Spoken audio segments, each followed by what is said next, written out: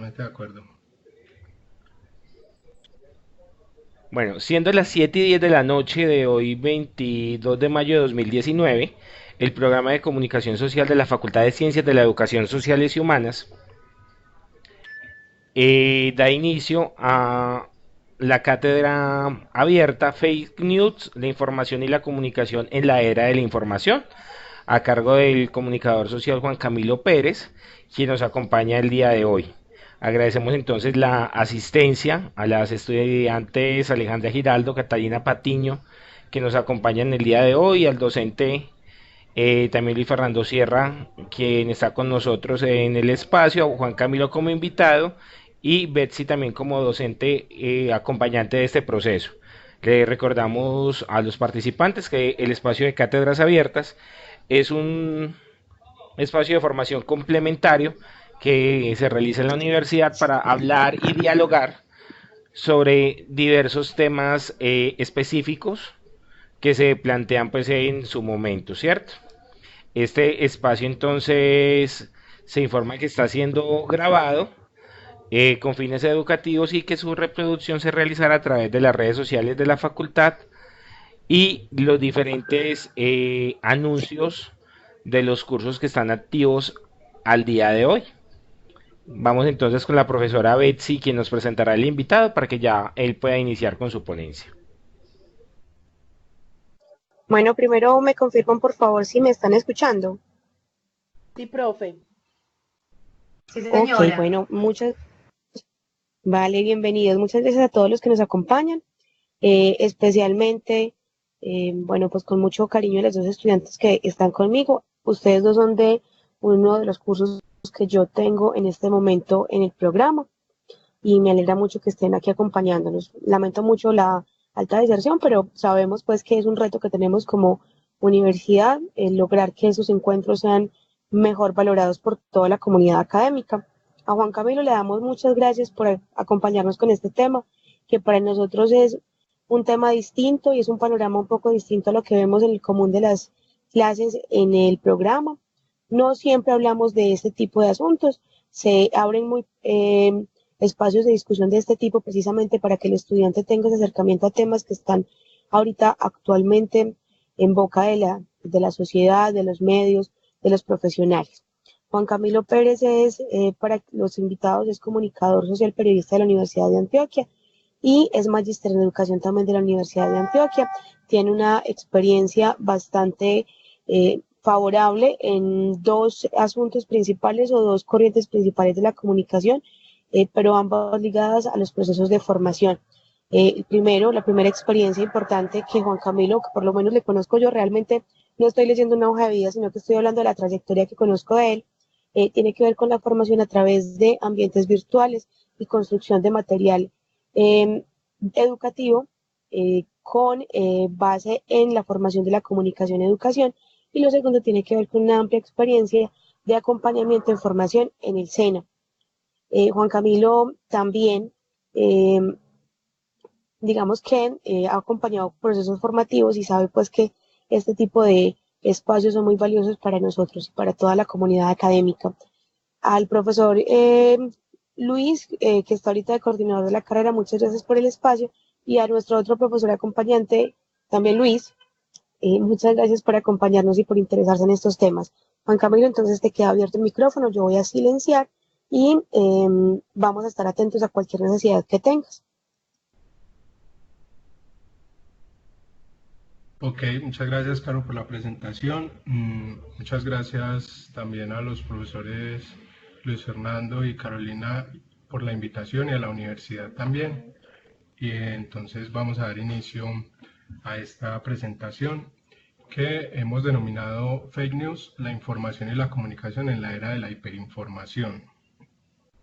Antes de comenzar, quiero que prestemos atención a unas imágenes que voy a exponer a continuación, y lo que quiero es que tratemos de identificar aspectos comunes en esas imágenes. Yo sé que el espacio de interacción es un poco limitado, pero la idea es que ustedes las miren Todavía no las he compartido, ya voy a compartirlas. La idea es que las miren, reflexionen y miren similitudes en esas imágenes. Entonces vamos con la primera. Como pueden ver, lo que vamos a ver son unos titulares de unas noticias que se publicaron en algún momento, en algún medio, sobre todo en medios digitales. Entonces quiero que le presten atención y miren las similitudes que encuentran. Esta es la primera, de un caso muy conocido en nuestro país.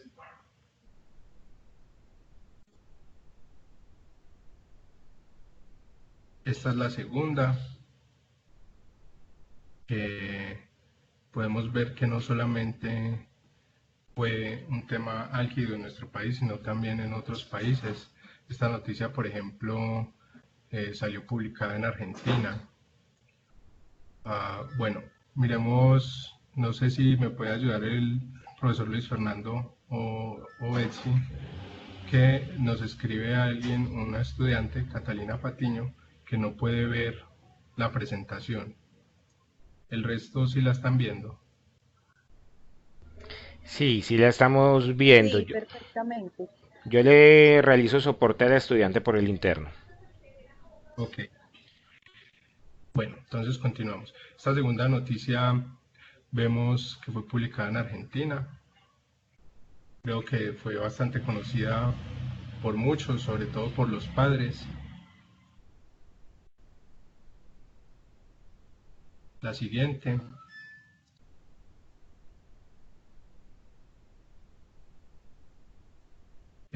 Lo importante, además de leer el titular, es que traten de hacer como de interpretar el contenido que hay alrededor de esa noticia para generar las similitudes. La tercera, ya nos vamos a Estados Unidos.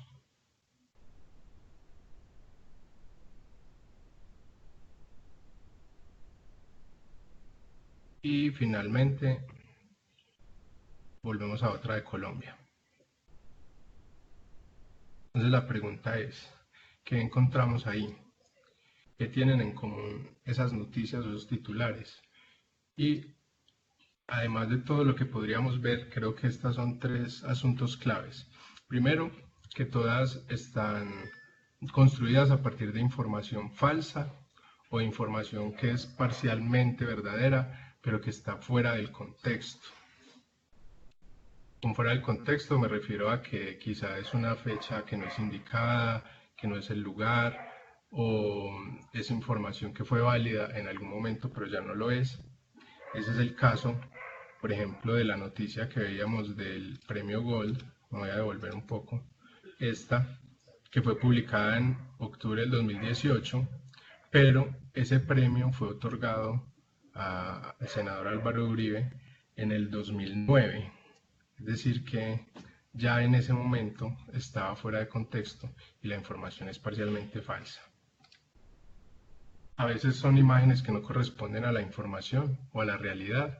Entonces encontramos múltiples ejemplos de fotografías que indican que fueron tomadas en una situación en Colombia en cierto momento y resulta que la misma imagen fue usada en otros países también para decir que fueron tomadas en esos momentos y eso hace que también haya una información ahí parcialmente falsa. Entonces, ese es el segundo punto. Y el tercero, que puedan ser montajes.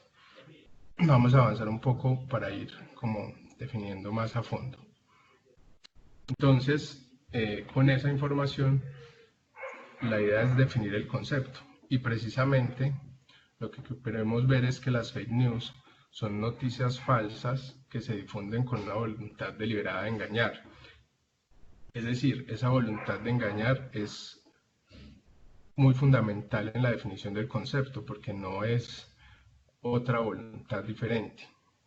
Y esas fake news tienen dos características fundamentales, por lo menos principales, en la definición del concepto, que es un objetivo claro y generalmente tienen la apariencia de una noticia real, porque eso es lo que genera o lo que consigue que puedan engañarnos dichas noticias. Eso quiere decir entonces que la fake news solo existe cuando tiene un objetivo claro. Y ese objetivo lo podemos identificar, digamos, en dos vertientes. Un objetivo que puede ser directamente económico y otro que puede ser ideológico. El económico, digamos que es un poco más común porque la mayoría de la información que se mueve en Internet pues genera esos réditos económicos dependiendo de las interacciones que tengan los usuarios con la información. Y el segundo, ideológico, tiene que ver en la capacidad que tienen esas informaciones en influir en el pensamiento de la sociedad. La idea es que esas influencias deriven hacia unas acciones o hacia unas líneas ideológicas. Serían los dos objetivos principales. Entonces, el económico, les decía ahora que es un poco más común, está, digamos, ligado a la idea de que el dinero en Internet se crea con las visitas, con los clics y con la interacción que hacen los usuarios con la información. Entre más clics tenga la información, más posibilidades hay de tener esas ganancias. Y lo que vemos es que hoy en día ese Internet, como gran difusor de información, premia no la buena información, sino el tránsito, sin importar si esa información es verdadera o falsa. Eso lo que hace es abrir un panorama o disponer un panorama perfecto para que las fake news o las noticias falsas o la desinformación pueda generar el impacto que genera y que ha generado a través de los últimos años y a través de la historia en las sociedades. Digo a través de la historia porque no es un fenómeno nuevo y lo vamos a ver en unos momentos ese tema. Entonces, lógicamente, cuanto más viral se vuelve una noticia, más dinero gana su autor. Y el problema es que hacer una noticia falsa es más sencillo, y más barato que crear una real. Claro, hacer una noticia real necesita como mínimo el tiempo de un periodista que dedica a la investigación, que tiene que ir a buscar sus fuentes, que tiene que escribir, necesita también todo el apoyo del medio y eso implica tiempo y el tiempo es dinero. Hacer una noticia falsa no implicaría entonces todo ese tipo de asuntos, sino que se puede incluso crear sentado en unos momentos. Y teniendo esa, digamos, esa relación entre el costo de la noticia y la ganancia, pues claro, hacer la noticia falsa es más, digamos, genera un poco más de ganancia. Entonces, digamos que un estudio que hizo el MIT decía que las noticias falsas tienen un 70% más de probabilidad de ser retuiteadas que las verídicas. Este estudio se basó en Twitter para poder comprobarlo y lógicamente pues esas noticias falsas generalmente están basadas en la emocionalidad. Entonces cuando nosotros vemos algo que nos enfurece, que nos hace identificarnos, creemos que esa noticia la cogemos y la compartimos de una manera más, digamos, intensa que una noticia real, que no nos genera esos asuntos. Y eso lo vemos acá. Las noticias verídicas generalmente causan más ansiedad y tristeza. Y dice este autor de un artículo en la BBC que cuando algo nos sorprende más, mayor es la voluntad de compartirla, digamos en el término de la noticia. Y entonces los medios, nosotros sabemos que, y sobre todo los medios digitales, pues no tienen una suscripción y su ganancia generalmente se obtiene a través de la pauta publicitaria o a través del tráfico, que es lo común en Internet. Y eso ha hecho que esos medios de comunicación entonces también caigan en eso que denominamos entre comillas la dictadura del clic. Necesitamos el tráfico, necesitamos que la gente entre a consultar la información, que la gente interactúe para poder generar el dinero que sostenga el medio y obviamente sostener el medio implica sostener también el equipo de redacción, implica sostener todo el equipo que hay detrás de ese medio. Pero no siempre la información falsa que se publica es producto de una voluntad engañosa, ¿cierto? A veces también hay equivocaciones, digamos, que cometen las personas. Pero para hablar de fake news estamos hablando de la voluntad deliberada de engañar. Eso quiere decir que cuando hay una equivocación, pues generalmente no está ese objetivo ni de engañar ni de ganar dinero, y no estaríamos hablando en sí de ese concepto precisamente.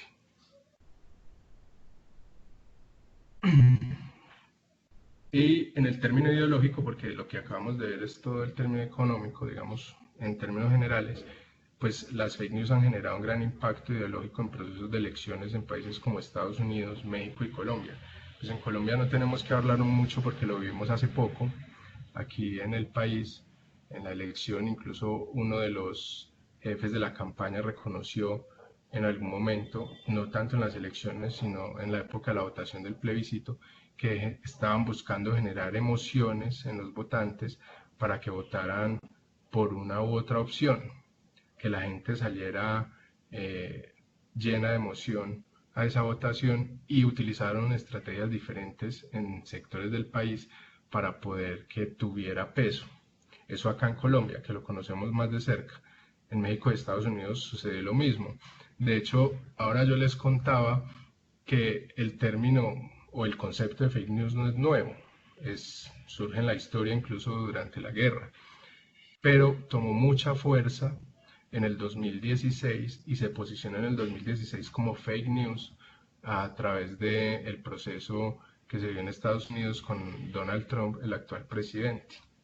Incluso, por eso, el término dice Colombia Check, que es una institución de nuestro país que se dedica a corroborar o a investigar la información pública que, digamos, circula a través de los medios, dice que se ha convertido en arma arrojadiza, porque ya no solamente lo utilizamos para denominar esa información falsa, sino que algunos políticos, y es el caso particular de Estados Unidos, se han dedicado a atacar a los medios diciendo esa información que publican sobre mí es falsa, eso es información falsa, es una fake news, una noticia falsa, y no necesitan en el momento, digamos, probarlo para que tenga el impacto, porque es un momento emocional, sobre todo en términos ideológicos.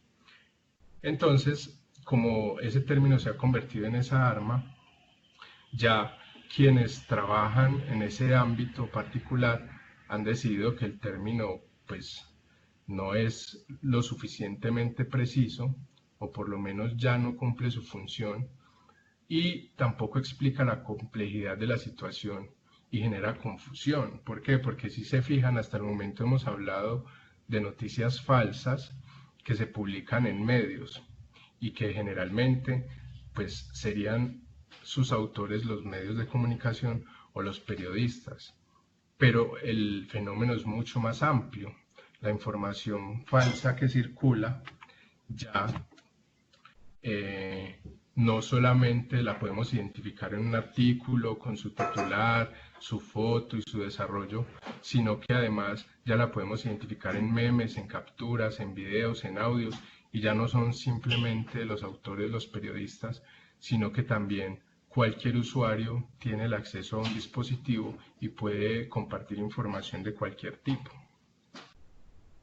Con esas condiciones, entonces, la pregunta aquí sería si podemos hablar de fake news o de desinformación en términos más generales, porque si lo vemos, este fenómeno que se aparece también en las redes sociales implica que esa información que circula muchas veces se parece en su estructura a la información que publican los medios, y de hecho entre más se parezca, más hace que los usuarios confíen en ella y que sin comprobar sus fuentes, su veracidad, la compartan, muchas veces, como lo decía anteriormente, llevados por la emoción. Entonces, fake news o desinformación información. Por ahora, quiero que miremos estas otras imágenes, perdón, y quiero que hagamos el mismo ejercicio que hicimos al principio. Identifiquemos similitudes.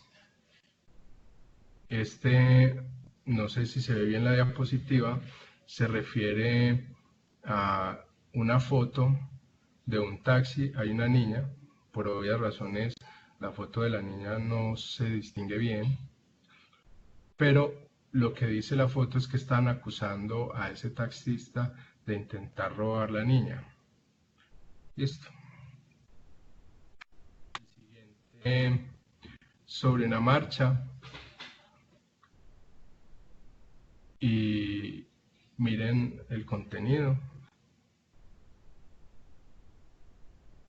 Antes de continuar, quiero hacer un paréntesis acá, porque ahora cuando les hablaba de imágenes descontextualizadas, por ejemplo, esta es una con la que acá en Colombia se acusó a un servidor público o a un personaje público de participar o de acusarlos, pero esa misma imagen fue utilizada en otro país o en otros países.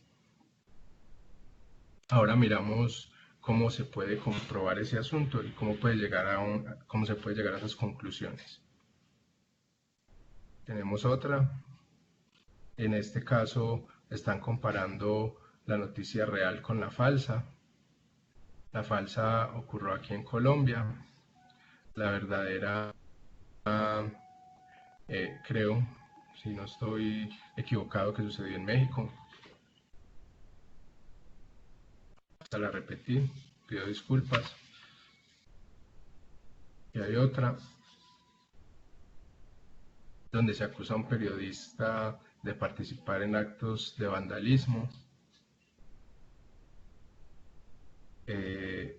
Si tenemos la oportunidad hablar más tarde de la noticia, por ejemplo, cuando se investigó esta noticia se dio cuenta que esa mujer que aparece ahí y que es acusada no trabaja para el medio de comunicación, que en Bogotá solo tienen una mujer trabajando para el medio y que no es ella, y que hay pocas en el resto del país.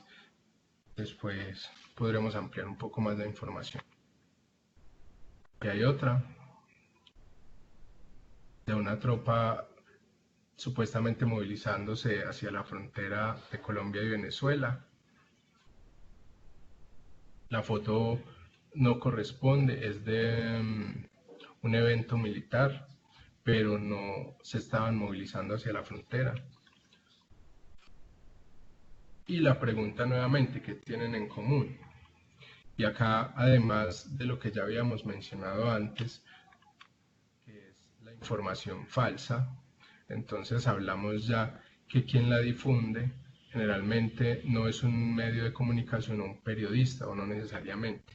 Miramos que las primeras imágenes que vimos al comenzar esta charla eran titulares de medios de comunicación y generalmente reconocidos en sus países. En esta ocasión veíamos que la información difundida se trataba de información que se difundía a través de redes sociales como Twitter, ¿cierto? Como Facebook, o incluso también hemos llegado a recibir por WhatsApp. Ahí no había un ejemplo, pero ya necesariamente quien las crea no es el periodista. Se difunden por las redes sociales, utilizan la emoción. El caso del taxista que iba a secuestrar a la niña, pues los padres, con toda la razón, preocupados, empiezan a difundirla, pero no hay un momento de comprobación de esa información y contienen nuevamente información falsa o fuera de contexto. Entonces, ahora cuando mencionaba que el término de fake news no es suficiente para la complejidad del fenómeno, y que incluso quienes se dedican a eso lo han dicho y prefieren el término desinformación, pues lo hacen precisamente por ello. Miren que hay una cita acá que dice: los diarios tradicionales están sufriendo un cambio de paradigma desde hace ya años. Antes eran los principales difusores de noticias y opiniones, papel que ahora recae sobre las redes sociales. Hoy todos somos medios de comunicación. Y esto no nos sorprende hoy en día porque antes éramos nosotros quienes íbamos a la información, quienes la buscábamos, quienes teníamos que acudir a los medios, antes de los medios digitales incluso, quienes teníamos que pagar la suscripción o comprar los periódicos para poder acceder a la información. Hoy en día esa información nos llega y nos busca en todo momento, nos llegan mensajes al celular, nos comparten información y esos mensajes están llenos de información que no siempre es información verídica. El contexto ha cambiado totalmente. Por eso hablábamos, entre comillas, de una era de la hiperinformación. Ya no solamente es el fenómeno de la cantidad de información existente, porque nos enfrentamos a eso hace poco, sino que además esa información nos busca, ya no tenemos que ir hacia ella va hacia nosotros y no siempre es información verídica y no siempre dedicamos el tiempo necesario para comprobar si esa información es real o no. En ese contexto, entonces, pues la desinformación sería la diseminación coordinada de información engañosa que busca impactar el comportamiento de la ciudadanía. Aquí ya no estamos hablando solo de noticias falsas, sino de información engañosa. Y, digamos, es claro o es clave el concepto engañosa o el término engañosa y no falsa, porque como veíamos en los ejemplos, tanto de la desinformación como de las fake news, no siempre la información es totalmente falsa. A veces o muchas veces una gran parte de la información que constituye, digamos, la información que recibimos es verídica, es verdadera, pero está fuera de contexto o ya no es verdadera. Entonces hablamos de información que no es falsa, sino que es cuestionable o que está fuera de contexto. Por eso hablamos de información engañosa y no de información falsa o errada para este caso. Y esa palabra desinformación, en contraste con el término de fake news o de noticia falsa, deja en claro que no se está tratando simplemente con información errada, sino con información intencionalmente errada. Eso lo dice de nuevo Colombia Check, que es la institución en nuestro país que se encarga de chequear información. Ahora vemos un poco más de esa institución, no tanto de la institución en sí, porque no estamos, digamos, haciéndole publicidad a la institución, sino que vamos a ver unos casos de análisis que se realizaron en esa institución y vemos que es, digamos, tienen toda una metodología para hacerlo. Entonces, Internet está creando una sociedad de consumo informativo hipermediato. Ya nosotros exigimos que los medios estén actualizando la información constantemente. Y eso además es un fenómeno que se viene dando en la comunicación digital o en el periodismo digital, porque antes pues nosotros comprábamos un ejemplar diario o un ejemplar semanal y ahí teníamos la información. Hoy en día los medios digitales tienen la plataforma dispuesta para consulta a las 24 horas y es importante para poder digamos, sostenerse y obtener el tráfico, que esa información esté actualizada constantemente. Si la información no se actualiza, entonces la plataforma o el medio no es de interés y no podría sostenerse. Acá, entonces, ese es el fenómeno que vivimos ahora con toda la evolución que ha tenido el Internet y con la evolución que se le exige a los medios.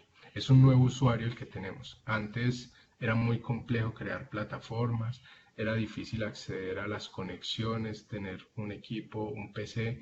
Hoy en día no solamente tenemos un PC o un portátil, sino que además tenemos el celular y mediante el celular podemos navegar y podemos consultar y entrar a los medios.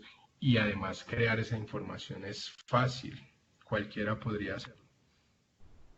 Entonces, en la actualidad, esas redes sociales se están imponiendo como un medio para informarse. aunque aún no sea una buena herramienta para hacerlo, pues ya muchas de las personas, incluso por el corto tiempo que tienen, por sus vidas apresuradas, no entran a leer un periódico digital, sino que se quedan con los titulares, con la información que comparten esos medios a través de Facebook. Muchos estamos suscritos a las redes sociales de los medios y nos llegan los titulares y podemos ampliar la información, pero no solamente llega esa información, sino que llega mucha otra de todos los contactos. Esa información es desbordante muchas veces y en eso radica incluso una de las debilidades de la desinformación, no de la desinformación, debilidad, no digamos una de las fortalezas, mejor, para ser precisos, y es que no tenemos tiempo de comprobarlo todo. Este señor Ignacio Ramonet, que es un periodista de alta trayectoria, que además trabajó muchos años para el periódico Le Monde Diplomatique en Francia, dice con toda razón que informarse cuesta. Es un ejercicio que se hace de manera activa. Ya informarse implica participar y ampliar, buscar, corroborar, y eso demanda tiempo. No es tan fácil como antes. Pero entonces, digamos que hasta el momento esa información falsa, pues hemos hablado de por qué se da y innegablemente la mayor parte de su existencia se debe al término económico. Muchas veces también está ligado al término, digamos, al ámbito ideológico, pero generalmente en el término económico. Pero, ¿qué consecuencias tiene eso en realidad? Es decir, si es tan fácil crear información falsa, ¿será correcto hacerlo? ¿O cuál es la responsabilidad del periodista en su ejercicio o del ciudadano? Porque también el ciudadano lo hace. Recordemos entonces que en Colombia existen procedimientos que se pueden aplicar por parte de las autoridades cuando se detecta quién es el autor de una información falsa. Y digamos, esa publicación de esa información está ligada a cierto tipo de delitos que pueden ser creados fácilmente, como el pánico financiero, las amenazas, las calumnias, las injurias, la incitación a delinquir, las falsas denuncias. Y sabemos además que esos delitos son delitos que están relacionados, digamos que al ejercicio periodístico, de manera que un periodista, si no está en el pleno cumplimiento de su deber, o por descuido, o por omisión, o por un propósito deliberado, podría cometer ese tipo de delitos y ser penalizado en ciertos casos. Por eso los periodistas, y no solo los periodistas, también los ciudadanos, pero nos enfocamos acá en el tema de los periodistas porque está relacionado a su deber, a su ejercicio profesional. Están sujetos a estos tres tipos de responsabilidad que deben cumplir en el caso de incurrir en alguno de estos tipos de delitos, ¿cierto? El penal, el civil y el social. Penal cuando debe responder por un delito. Aquí hablamos sobre todo de los delitos de injuria o calumnia, serían, digamos, los más relacionados con el ejercicio. El civil, cuando se causa un perjuicio a otro, aquí generalmente se debe responder en términos económicos, porque, digamos, en la responsabilidad civil, cuando se comete o se causa un perjuicio a otro, se debe resarcir. Y en el social, en el ejercicio del derecho a la rectificación, sobre todo con la responsabilidad social del ejercicio del periodismo. Vamos a ver un poco cada uno, aunque no vamos a entrar muy a fondo, yo no soy especialista en el tema de derecho, pero sí hay unos asuntos que se pueden reconocer. En la responsabilidad penal, por ejemplo, en los delitos de injuria y de calumnia, podemos ver que en la injuria se puede caer, por ejemplo, cuando se imputa a una persona un hecho que es deshonroso. Pero no solamente basta con imputarlo, sino que además la persona que lo hace debe tener conocimiento de ese carácter deshonroso y debe tener la conciencia de que ese hecho que se le atribuye lo hace con la capacidad de dañar o menoscabar, o sea, no lo hace, digamos, por error, lo hace de manera deliberada. Ahí se cae en el delito de injuria. Y muchas veces, si en un artículo o en algún tipo de columna, sobre todo en las editoriales, nosotros ejercemos una afirmación sobre alguien que no está comprobada sin las suficientes fuentes, podríamos caer. La calumnia, también atribuir un hecho delictuoso a una persona y ese hecho es falso. El autor conoce que el hecho es falso y además lo hace conscientemente. Miren que para cometer estos dos delitos se habla de la conciencia, ¿cierto? Hay una actitud deliberada de atribuir al otro ese delito, ya sea por medio de la calumnia o de la injuria. En el tema de responsabilidad civil, ya lo habíamos dicho ahora, todo el que comete con culpa o con intención, digamos, que comete no, que atribuye a otra persona y causa un perjuicio, debe resarcirlo. Y acá vemos que esa responsabilidad civil generalmente se responde en términos económicos por daños y perjuicios, ya sean materiales o morales. Y acá miramos, por ejemplo, tiene que ver sobre todo con la difusión de noticias que son falsas, a sabiendas de que se hacen o que se difunden y se conoce la falsedad de esa noticia. Pero también en inexactitud o se interpreta de manera distorsionada, perdón. Y en la responsabilidad social, ya que están más ligadas, digamos, al deber ser del ejercicio periodístico, vemos que se espera que los medios, que los periodistas, pues estén en la capacidad de hacer balances e informar de manera equilibrada, dar igual acceso a las fuentes. Esto es muy importante, sobre todo en los ámbitos políticos, ideológicos y sociales, donde no se trata de tomar partido, ser imparciales al informar, no atentar contra los derechos de las personas y obtener información por medios lícitos. Hablando del término, digamos, del ámbito de responsabilidad social.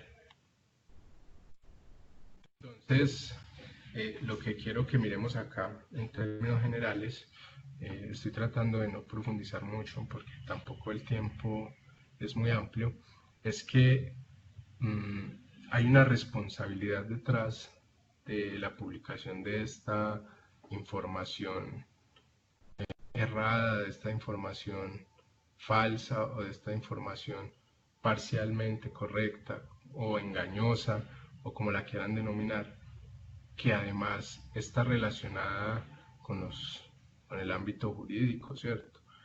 Sin hablar y sin tocar el tema de la ética periodística, que nos llevaría un buen tiempo, está relacionada ahí. Entonces hay una responsabilidad en nuestro ejercicio de corroborar la información antes de ser publicada.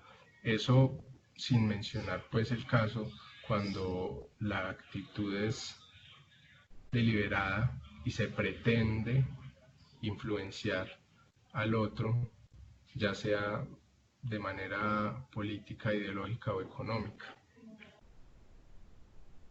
Entonces, ¿qué hacer? Digamos, ¿cómo combatimos el tema de la desinformación o de las noticias falsas, porque digamos, además del negocio que hay detrás, y los veíamos ahorita con el tema de las responsabilidades, también pueden tener consecuencias graves.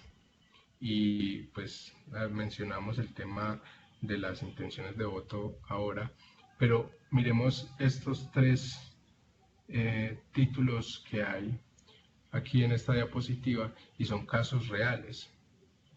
Un mensaje de WhatsApp en cierta ocasión llevó a un pequeño pueblo de México a quemar vivos a 2 hombres.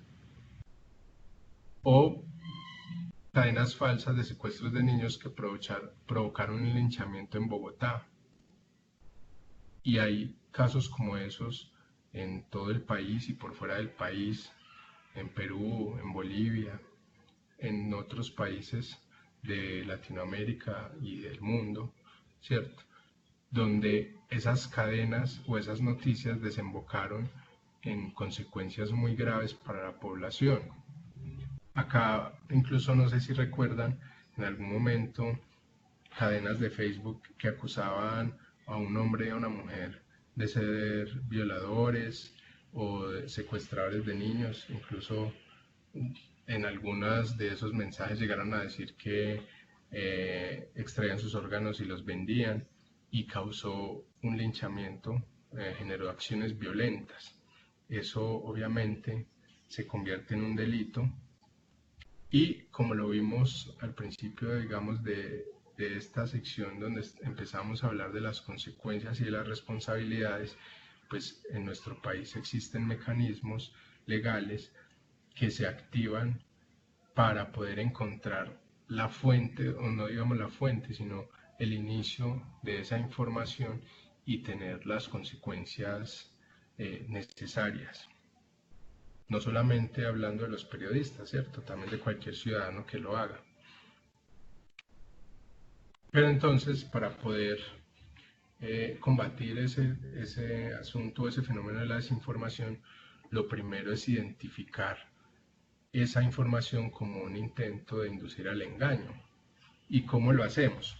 Entonces hay, digamos, una serie de pistas que podemos encontrar, por ejemplo, en un documento que elabora Colombia Check, que se llama Pistas para Chequear, pero también en libros, también en artículos, porque los medios cada vez se están dedicando más a combatir este asunto de la desinformación, a generar en los usuarios una formación en cuanto a la consulta y a de la información. Y vamos a ver algunos de esas pistas o de esas sugerencias o de estas claves. Y, por ejemplo, sería la primera. La fuente de la información no es clara. Entonces, y a quienes de ustedes no les ha llegado información en Facebook, en WhatsApp, en Twitter, de alguien que me dijo, alguien que le dijo a mi hermano, que están llamando a pedir los datos, que encontraron a estas personas intentando secuestrar niños, ¿cierto? Pero nunca es clara la información y muchas veces la difundimos sin comprobarlo porque nos asusta, nos causa temor, porque tenemos hijos, sobrinos, porque tenemos amigos. Hace poco, bueno, yo vivo en Bello, y hace poco con la compleja que vivimos en el municipio, por WhatsApp empezó a llegar la imagen de un panfleto que decía que iban a atacar, como siempre dan los panfletos, a prostitutas, drogadictos, no sé qué, que había toque de queda, y eso generó un pánico en la población increíble. Pero al corroborar la información, ese mismo panfleto había aparecido ya en otros países con el mismo texto, la misma imagen, para aducir al miedo. Nunca había una fuente clara ahí. No se cita, o la imagen que se comparte no especifica el origen. Y en el caso de los sitios web de medios, digamos de comunicación, pero en general de sitios web, cuando nosotros ingresamos allá al sitio o al medio y buscamos la información, perdón, acerca de nosotros o quiénes somos, y es muy limitado, no existe, es una clara pista de que ese sitio o ese medio no es confiable. Entonces, el segundo sería que las fuentes no comprueban la información. Hay que revisarlo. Nosotros recibimos un mensaje, por ejemplo, que dice: el periódico El Tiempo publicó una noticia que dice lo siguiente. Efectivamente, habría que ir a corroborar que ese medio sí lo haya dicho. Es una acción sencilla, pero que tiene un impacto, ¿cierto? No basta con tener fuentes que la sustenten, o sea, que el mismo archivo o meme o video diga que otro lo dijo, sino que hay que tratar de ir hacia la fuente y revisar que sí se hayan hecho esas afirmaciones. Ahorita vemos unos casos, por ejemplo, donde se dice que un personaje público afirmó algo en una entrevista de un medio y Colombia Check nuevamente fue a verificar, buscó la entrevista, analizó toda la entrevista e identificó si lo había dicho o no. La información no aparece en otros medios. Si esa información aparece en un solo medio, pues es un buen indicador de que se trata de desinformación. No quiere decir que sea falsa o que sea errada o engañosa inmediatamente. Es un buen signo y habría que empezar o habría que animarse a hacer una búsqueda más amplia. Y la fecha de publicación no es reciente, por ejemplo. Y se han dado casos de noticias, o digamos no de noticias, sino de informaciones engañosas, con unos titulares impresionantes, digamos muy tentativos, pero que al revisarlos, incluso digamos el mismo artículo o la misma información tiene una fecha posterior. Es decir, estamos a 22 de mayo y si uno se fija bien, podría decir 22 de junio del 2019. Y solo con eso podríamos haber sospechado, pero no nos dimos cuenta, no prestamos la suficiente atención. O a veces, como lo que pasa en el artículo que vimos al principio sobre el premio que se le otorgó a un personaje público, y el artículo se publicó en 2018 y el premio fue otorgado en el 2009. Es necesario revisarlo. ¿Cómo podemos nosotros, digamos, o en qué herramientas nos podemos apoyar para hacer esas verificaciones? Digamos, herramientas comunes y sencillas. La fecha de publicación de una información es muy sencilla porque se puede hacer a través del buscador de Google. Una vez que nosotros introducimos en el campo de la búsqueda lo que vamos a buscar y le damos Enter, en la URL al final pegamos este código que vemos aquí abajo e inmediatamente al darle Enter todas las búsquedas salen con la fecha de publicación. Digamos que muchas veces las búsquedas la tienen, pero si ustedes prestan atención buscando cualquier asunto, hay diversas ocasiones donde la fecha no aparece. Esto lo haríamos en ese caso. Acá tenemos el ejemplo nuevamente del premio. Hay otra herramienta para encontrar el origen de una imagen y tenemos esta vez el ejemplo de otro personaje público que usó, y este fue muy conocido, la imagen de este chico para hablar de un campeón de física cuántica, y resulta que el chico era un actor porno, Esto se identifica fácil haciendo una búsqueda del origen de la imagen. Y tenemos esta herramienta de Google que nos permite arrastrar la imagen o cargarla como si estuviéramos cargando un archivo adjunto en un correo electrónico o como lo hacemos para subir una imagen a un blog o a cualquier sitio. Y al darle buscar, pues nos genera en los resultados la información de dónde se ha utilizado esa imagen. Y nosotros podemos ir buscando hasta encontrar el origen, quizá por la fecha, cuándo fue la primera vez que se utilizó, y ahí saber de dónde realmente es la imagen. Y eso sucede mucho y lo vimos en ejemplos ahora, en imágenes, y lo vivimos día a día, imágenes que dicen que una marcha se salió de control, que hay una revuelta en la frontera, y las imágenes que muestran no corresponden con la realidad porque eran imágenes de eventos que sucedieron 5 años antes, 7 años antes o incluso en otros países. Esta herramienta es bastante útil y se utiliza mucho en la verificación de datos. La otra es esta, que es fotoforensis.com, que nos permite saber si una foto fue digitalmente alterada. Esto nos ayuda a saber si es un montaje, la fotografía, por ejemplo. Este es un ejemplo, es de un resultado que arroja esa aplicación, y si ustedes observan con atención verán que hay bastantes píxeles de color, sobre todo en la parte superior de la imagen. Vamos a ver en la diapositiva siguiente la imagen más grande, pero hay muchos colores, y lo que nos arroja la aplicación, perdón, es que cada píxel diferente al negro es un píxel que fue alterado digitalmente.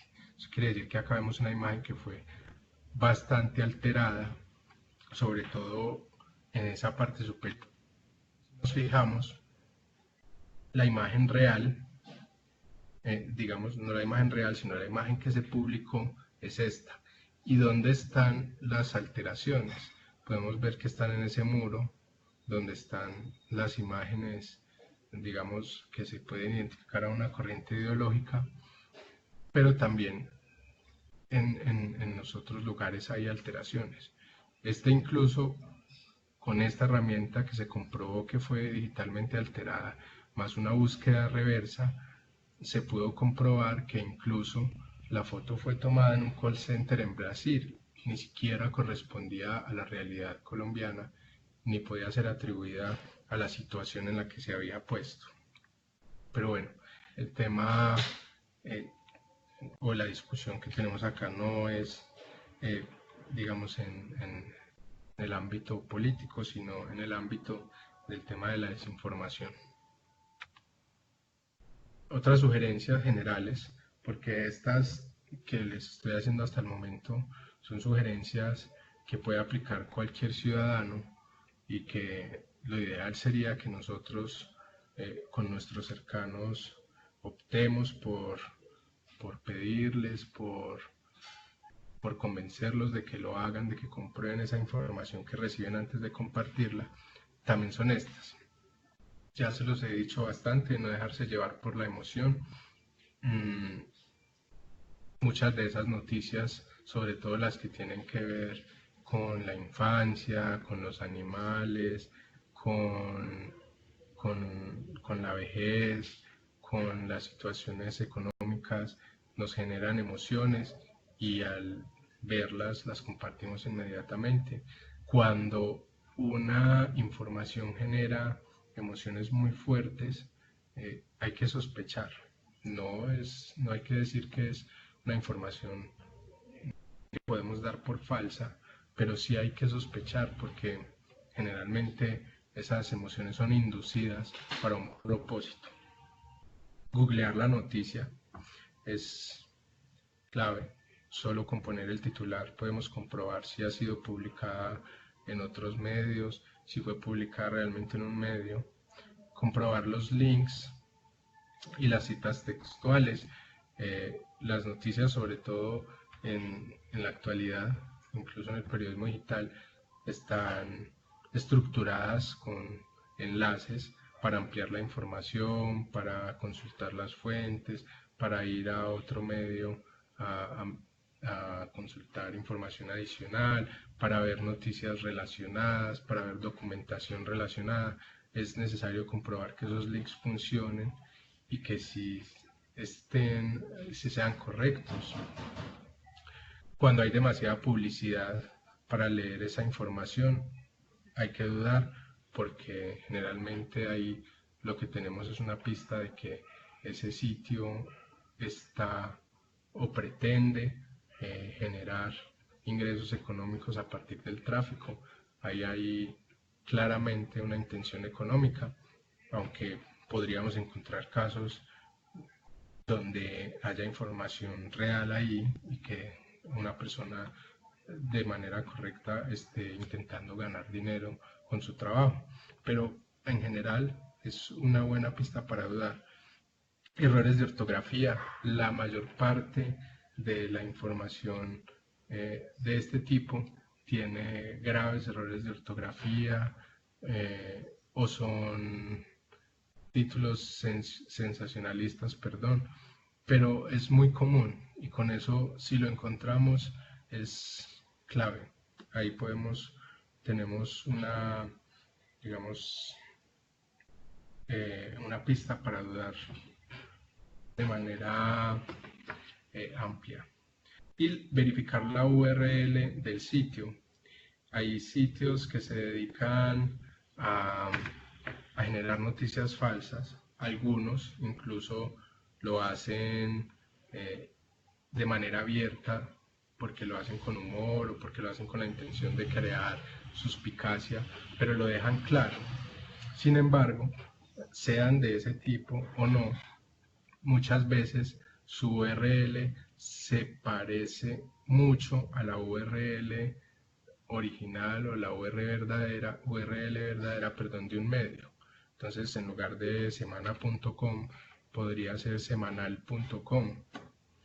Y si nosotros no lo identificamos, podríamos caer fácilmente y pensar que es una nota de ese medio de comunicación que conocemos todos, y en realidad es un sitio ficticio, un medio ficticio. Y ha pasado. No sé si han logrado identificar, se han publicado notas con la foto, por ejemplo, hace poco una de María Isabel Rueda, que es periodista de la W, apareció una foto de María Isabel Rueda con una cita entre comillas, intentando decir que ella lo había dicho, pero en realidad era una información falsa. Y a pesar de que tenía esa imagen, el formato de las imágenes que utiliza la revista Semana, pues la revista Semana no había publicado esa imagen. Entonces, por eso es tan importante verificar, ir al medio, verificar la URL, entre otros. Esa información que les estoy contando, no sé si esa precisamente, pero hubo una similar, porque ha pasado varias veces con esa revista. Tenía en la URL o en el nombre de Twitter, no recuerdo con precisión, se llamaba semanal.com o semanai, algo así. El caso es que era muy similar. Hay que prestar atención. Pero digamos que eso en el ámbito de la vida cotidiana, porque todos podríamos hacerlo y es un asunto que podemos, digamos, volver un hábito, que podemos entrenar, que podemos mejorar para vernos, digamos, más doctos en el tema de la identificación de la información o de la verificación. Pero hay instituciones dedicadas a esto, incluso muchos medios tienen personal o equipos especializados dedicados a este asunto, han generado metodologías para poder corroborar la información. Este caso que les voy a presentar es de Colombia y por eso presento este particularmente, de Colombia Check, y ellos tienen un sitio web que creo que es colombiacheck.com, pero lo pueden poner en Google, Colombia Check, y les aparece, publican, si no diariamente, semanalmente, mucha información, verificaciones nuevas de todo lo que está pasando en el país. Y esa puede ser incluso para ustedes en su ejercicio profesional una buena fuente para estar pendientes de todo lo que se dice, de todo lo que pasa en el país, si es verdadero, si es falso, si tiene información parcial, si hay que dudar o no de ella. Pero vamos a ver cómo se realiza el chequeo. El primer paso de ellos es seleccionar una afirmación del ámbito público, perdón, y entienden por ámbito público todo lo que se diga y tenga una incidencia en el curso del país. Esas afirmaciones pueden ser hechas por medios de comunicación o en redes sociales. Pues esto en el caso particular de Colombia Check, pero la metodología puede ser utilizada a cualquier tipo de información. Ellos, como son una institución dedicada a ello, además en el país, pues lo ligan al ámbito público y, por ejemplo, no hacen investigaciones personales ni que tengan que ver con la vida íntima de las personas, y lo hacen de esta manera. Aquí vemos unos ejemplos de los temas que a ellos les interesan, y de hecho son análisis reales que se han realizado por Colombia Check con esta metodología y que están publicados en su sitio. ¿Cierto? Tienen que ver con cifras oficiales, con asuntos que pasan en el país, del ámbito político, del ámbito social, etc. El otro es consultar a la fuente de información, entonces contactar al autor de la afirmación o del dato, porque es posible que, digamos, la persona o la fuente haya dado esa información, pero cuando se publicó no se publicó en el contexto correcto. Por ahí hay un caso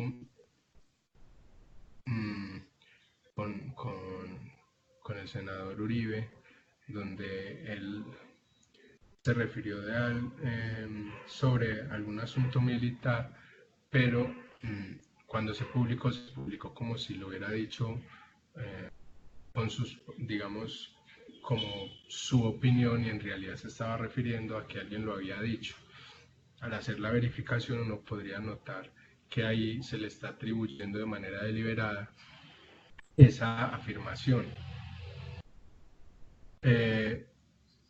Si no hay respuesta de la fuente original o no se puede saber cuál es, en el caso de una cadena de WhatsApp, por ejemplo, y una cadena de Facebook, pues se utiliza una herramienta de rastreo web.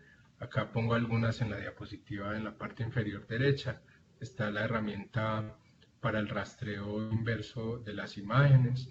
Está la comprobación de los datos EXIF de una imagen, por ejemplo. Esto se puede hacer muy fácil en un ordenador. Simplemente, si tiene la imagen alojada localmente, dándole clic derecho en las opciones del archivo, en los detalles, podemos ver la mayoría de las veces quién tomó la foto, cuándo la tomó, con qué cámara la tomó, incluso con qué velocidad de obturación, con qué exposición, etcétera, etcétera. Eso se puede hacer en cualquier computador.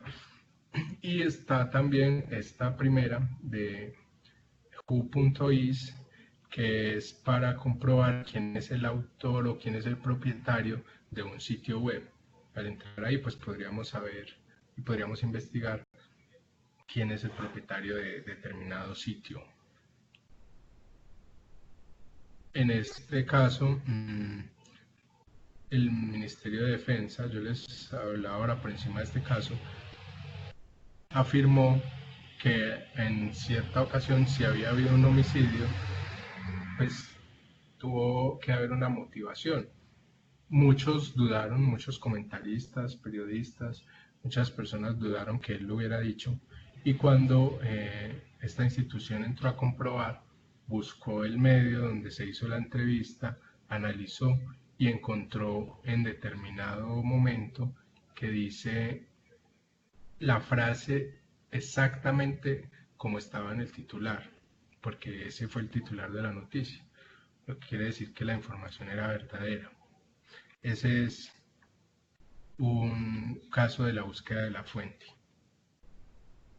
Confrontar la información y los datos de la frase con fuentes oficiales y confiables.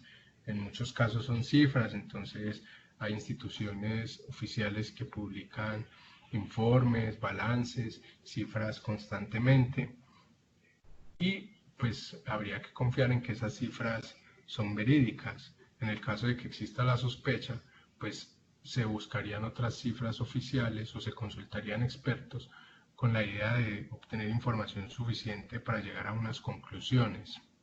En este caso, pues cuando se trata de información demográfica, por ejemplo, el DANE es la institución oficial en nuestro país para obtener esa información y sería la primera fuente.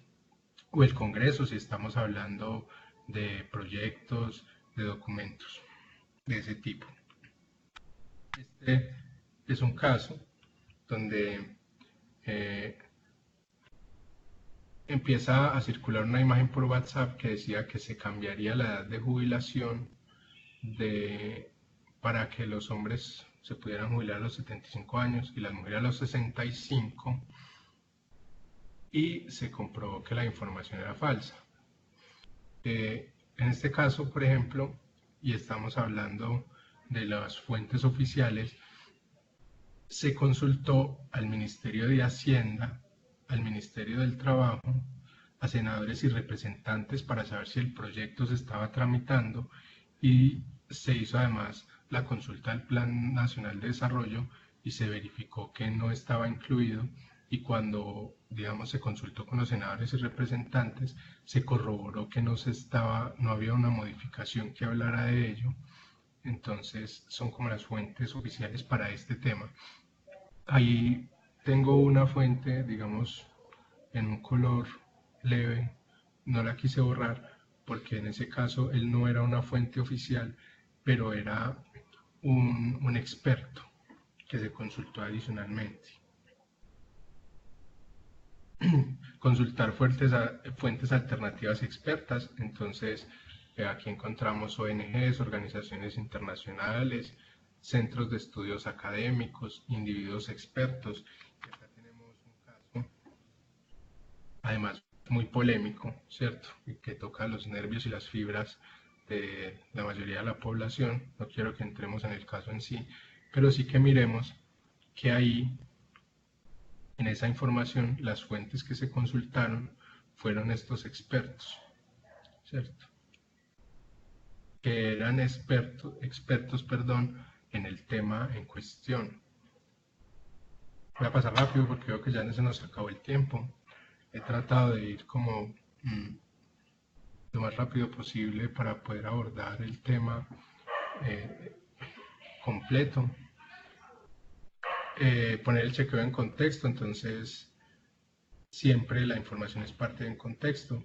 En ocasiones sacarlo de ese contexto genera confusión o desinformación, ya lo hemos hablado bastante. Quiero mostrarles el ejemplo. Esta también una foto que se estuvo circulando en redes sociales con una información que decía que unos miembros de la Cruz Roja colombiana se habían tomado unas fotos obscenas frente a una virgen. Ustedes entenderán que el tema religioso como el político es un tema que genera y despierta la emocionalidad de la población, que fue un tema de interés, y al realizar una búsqueda inversa de la foto se encontró que había sido utilizada en países como Italia, donde se dijo ya no que eran miembros de la Cruz Roja, sino que eran musulmanes. Claro que sí, Alejandra. Ya voy a ir como cerrando para que miremos las preguntas. Y luego, la última parte de esta metodología es calificar la afirmación. Ellos tienen unas escalas que vamos a pasar rápidamente. Verdadero, verdadero pero, cuestionable, falso e inchequeable. Acá vemos lo que les decía ahora. No basta solamente con atribuir el calificativo de falso o verdadero a una información, sino que muchas veces hay unos matices donde las conclusiones, por ejemplo, son erróneas o no existen consensos, o donde está fuera de contexto la imagen, etcétera, perdón, la información, etcétera, etcétera. Acá vemos un caso de otras instituciones que publican. Esta es una infografía de la IFLA, y si ustedes prestan atención, generalmente se refiere a los mismos pasos, a las mismas claves, ¿cierto? Las fuentes es muy importante, chequear los autores, la fecha, y en este caso agrega además comprobar si es una broma, ¿cierto? Si de pronto no es un sitio dedicado. Por ejemplo, conocemos actualmente Actualidad Panamericana, que se dedica digamos, a difundir información que de entrada se sabe que es falsa y ellos lo manifiestan, pero que se dedican a eso. Algunos incautos podrían caer, entonces es necesario comprobarlo. Otras posibles acciones, acá quiero que miremos rápido esto, y esto ya está más dedicado, digamos, a lo que se puede hacer desde la enseñanza del periodismo. Este autor propone que es necesario que los periodistas, y yo diría no solo los periodistas, sino la población en general, sea formada como usuario de la información, como persona que recibe información constantemente en este tipo de asuntos, ¿cierto? En leer fuentes acreditadas, en tener criterio para evaluar noticias, en reducir la acción de compartir noticias dudosas, etcétera, etcétera. Quiero que dejemos por ahí para que demos tiempo a las preguntas y cerremos, vayamos cerrando. Ok, profesor Juan Camilo, perdón, profesor Juan Camilo, muchísimas gracias. En el chat nos manifiesta la estudiante Alejandra Giraldo que tiene una pregunta. Alejandra, adelante. Muchas gracias. Bueno, primero que todo, muy interesante el tema. La verdad me encantó. Muy, muy interesante. Me enteré de muchas cosas que no sabía. Bueno, Juan, lo que pasa es que quisiera saber si Actualidad Panamericana hace parte de pues hace parte del tema tratado, porque es que yo a ellos los he seguido, los dejé de seguir, pero yo pienso que ellos también como que hacen parte de este tema. Quisiera saber si Pues es así. Alejandra, gracias. Mira que en ese caso en particular, ese es un medio que abiertamente eh, expresa que ellos se dedican a publicar noticias con, digamos, con sentido crítico, humorístico, o sea que de entrada sabemos que no son ciertas, incluso muchas de la información que ellos publican son exageradas, a veces parecen imposibles, pero son graciosas. En ese Sí, caso no entiendo. estaríamos hablando de la desinformación en sí o de una fake news, porque ellos no están buscando que sus noticias parezcan reales, no están buscando engañar a las personas, sino que están buscando, digamos, meterle un poco de humor, un poco de crítica De al parodia asunto. las noticias. Sí, de parodia, y ellos abiertamente lo dicen. Otra cosa sería si no fuera así, ¿cierto? Si ellos se identificaran como un medio de comunicación, como un medio de información e hicieran este tipo de asuntos.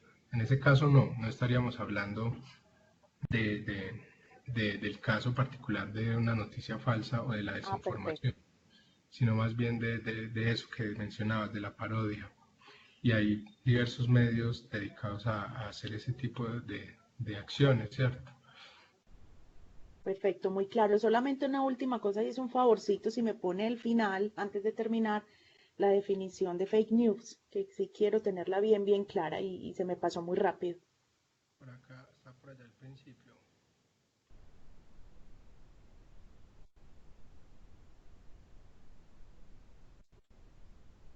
Mírala por acá. Perfecto, muchas Mira gracias. que el objetivo es, o digamos, lo claro ahí es que hay una voluntad deliberada de engañar, ¿cierto? No, en el caso particular que mencionan no existe esa voluntad deliberada, aunque uno podría decir, ¿cierto? Y podría afirmar sin temor a equivocarse que ellos, por ejemplo, si buscan o si tienen un objetivo económico, ellos no harán eso solamente por divertirse, sino que buscan que haya tráfico, que la gente entre, consulte, interactúe, que los sigan y que eso les genere un rédito económico que lo hace Google o que lo hace las diferentes empresas dedicadas a ello, pero el problema no está en tener un objetivo económico, sino en que ese objetivo económico esté directamente ligado a la voluntad de engañar con, digamos, la promesa de que la información que se está entregando es verdadera. Sí. Muchas veces generar daños irreparables, generar pánico, generar acciones violentas, que lo vemos con las cadenas que acusan de violadores, de vendedores de órganos, de ladrones, etcétera, etcétera. Muchas gracias, Juan Camilo. Con mucho gusto, Alejandra.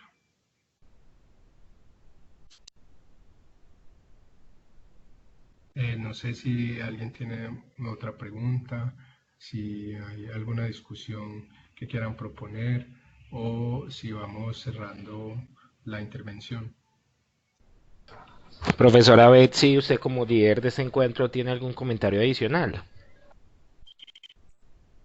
No, inicialmente estaba cuando Juan Camilo empezó a hablar de las fake news y hablaba de cuando caíamos en algunas noticias falsas, me remití mentalmente a Actualidad Panamericana, pero ya luego con la explicación que él hace acerca de no es necesariamente una fake news, sino es una crítica o parodia a la información del país, pues me queda clarísimo. Todavía me acuerdo que la primera noticia que leí fue acerca de algo así como un cultivo de enanos en Santander, que los vendían para el cine y los circos, y yo no, o sea, como que no podía creer que existiera una noticia de esas, pero tampoco dudé porque en ese tiempo era muy difícil todavía, o sea, todavía este boom del asunto de las noticias falsas no era una cosa tan evidente, más como modo de anécdota contarles esa, pues como esa situación. Ahí hay una cosa, Caro, perdona que te interrumpa, y es que en la Actualidad Panamericana, pues muchas de las noticias parecen imposibles, incluso uno se ríe, ¿cierto? Como lo que comentas, pero hay otras que podrían ser creíbles. Y de hecho, el fenómeno de la desinformación y de las noticias falsas se basa mucho en eso. Y es que a veces es información que nosotros quisiéramos que fuera real, pero que no es tan fácil. Y se aprovechan de eso para generar ese boom. Pero obviamente la intención es necesaria, no solamente que exista la información y que nosotros queramos o creer en ella, sino que exista esa voluntad. Buenas noches Juan Camilo, colega. Creo que tengo el gusto de conocerte, no recuerdo muy bien, pero sí me suena bastante todo lo que nos has contado. Yo quisiera hacer como un comentario, más que una pregunta, y es con relación a la fuente de la noticia o de la información. Varios políticos, incluso de los altos políticos que tenemos en Colombia, han caído en la trampa de Actualidad Panamericana y han difundido información de ellos como si fuera verdadera.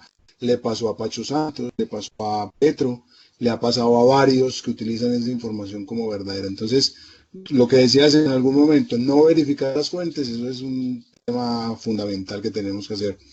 Y lo segundo, precisamente con ese tema de las fuentes, lo que le pasó a la vicepresidente el año pasado con la muerte del presidente Belisario Betancur, cuando ella un día antes lo dio por muerto.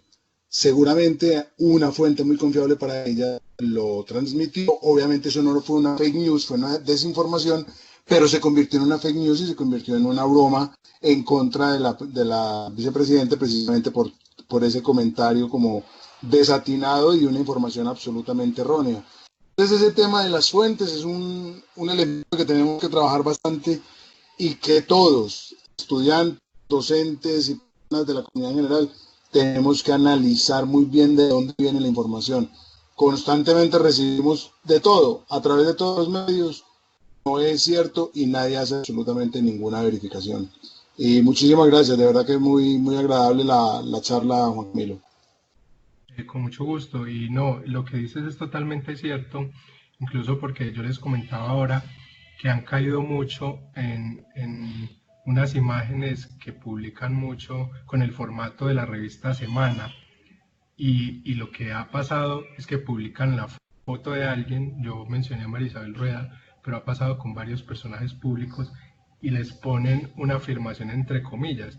Y la gente, pues muchas veces quiere creer que eso es real, sobre todo cuando hay un tinte político y la necesidad de implicar al otro, de señalarlo, y la comparten para darle, digamos, crédito a esa intención, pero son informaciones falsas.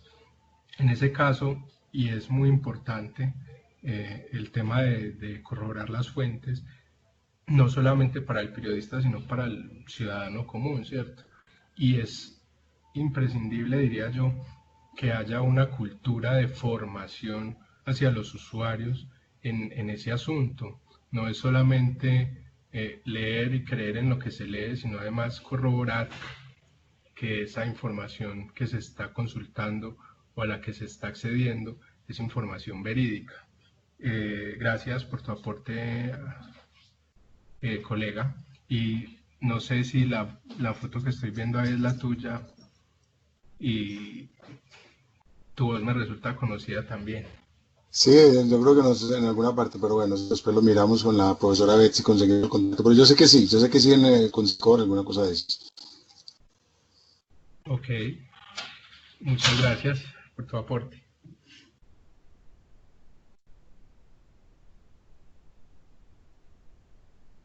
Ok, Juan Camilo, muchísimas gracias por habernos dedicado este tiempo para compartir esta experiencia pues con los estudiantes. Pues lastimosamente no tuvimos una muy buena asistencia el día de hoy. La cátedra igual la compartiremos a través, perdón, a través de las redes sociales de la facultad y ya pues a través de los anuncios con nuestros estudiantes. Entonces, Ok, muchísimas gracias. yo aprovecho también a agradecerles a ustedes por la invitación, a las personas que asistieron pues por compartir este espacio y aprovecho también para disculparme, acabo de caer en cuenta que en estas diapositivas no quedó la bibliografía de consulta y quedaron pues como por fuera algunos casos que quería comentarles o que quería compartirles porque eran bastante ilustrativos para el tema, pero tuve pues ahí como un inconveniente de esos tecnológicos que se presentan a última hora y esta no fue la versión pues como que tenía, entonces trataré de ponerla lo más pronto posible para que cuando la profesora Betsy comparta el material con ustedes, pues tenga como por lo menos esas fuentes que son importantes. Hay unos documentos bastante interesantes y ya lo otro sí, sobre todo lo pueden consultar en la web, digamos, los casos de los chequeos, que hay muchos y muy interesantes. Ok, Camila, a ti muchísimas gracias. Vamos a quedar entonces atentos a través de la profesora Betsy para de pronto la recepción del material actualizado y ya antes con tu permiso entraríamos a publicar un poco como ese material a través de los cursos, ¿cierto? Ok, claro que sí. Eso. Y Camila, igual queda abierto el espacio para que nos acompañes pues próximamente en otros temas que sean propios del programa, temas como comunicación digital, comunicación para el desarrollo, entre otros, y que pues también a través del espacio de cátedras abiertas puedas estar con nosotros. Claro que sí. Muchas gracias. Ok, Camila, a ti muchísimas gracias. Gracias. Siendo entonces las 8:34 de la noche de hoy, miércoles 22 de mayo, damos por finalizado esta cátedra abierta, una de las últimas que tenemos en este semestre 2019-1. A los estudiantes que más adelante escuchen la grabación a través de los anuncios del curso o redes sociales, cualquier información adicional sobre este tema pueden comunicarse con la coordinación del programa de comunicación social. Feliz noche.